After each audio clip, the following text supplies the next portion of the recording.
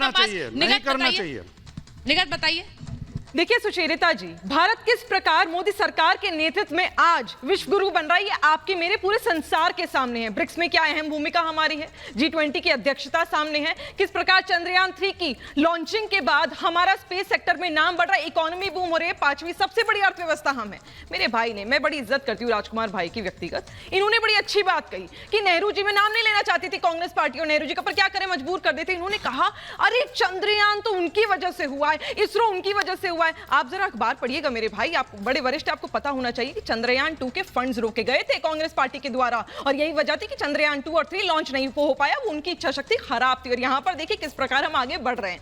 अब बात कर लेते हैं यहां पर, मुझे ये लगता है सुचेरिता जी कि ये जो जितना भी विपक्ष है ना, ये कुछ ज्यादा ही हवा में उड़ रहा है। और मैं इन्हें बता देना चाहती हूँ कि अगर आपके पंख मोम के हो ना तो हवा में कम उड़ना चाहिए, और खास करके आपको सूरज की तरफ तो कम ही जाना चाहिए, क्योंकि जब पिघलेगा ना आपका पंख तो धाड़ से गिरोगे। और आप तो सारे हो भी बहुत सारे, दम दम दम दम करके आवाजें आती रहेंगी। अब एक बात कर लेते हैं, अब तो भारत सूर्य की तरफ जा रहा है। बिल्कुल बिल्कुल, अब तो भारत सूर्य की तरफ जा रहा है, तो आपने तो उनके सारे ही पर कतर दिए, ऐसा लग रहा है। बिल्कुल 20 सेकंड, मुझे 20 सेकंड का समय और बोलिए बोलिए प्लीज। आज राहुल गांधी जी देखिए कहते हैं वहां पर जाके लद्दाख में रैली संबोधित करते हुए, अरे हम ना यहाँ पर भाईचारा और मोहब्बत फैलाना चाहते हैं। कौन सा भाईचारा, कौन सी मोहब्बत, ये कौन सा भाईचारा है जिसमें आप ये जाके कह देते हो, झूठ बोल देते हो, सेना का मनोबल तोड़ देते हो कि चीन ने हमारी जो भारत की जमीन है वो कब्जा लिया। अरे एक नहीं, दो बार नहीं, 10 बार आर्मी ने हिंदुस्तान की 10 बार आपको क्लियर कर दिया, बता दिया कि पिछले 9 वर्षों में 1 इंच भी जमीन का टुकड़ा भारत का चाइना ने नहीं लिया है। तो या फिर मनोबल उन लोगों का तोड़ रहे हो, आपको क्या मिलता है ये करने से।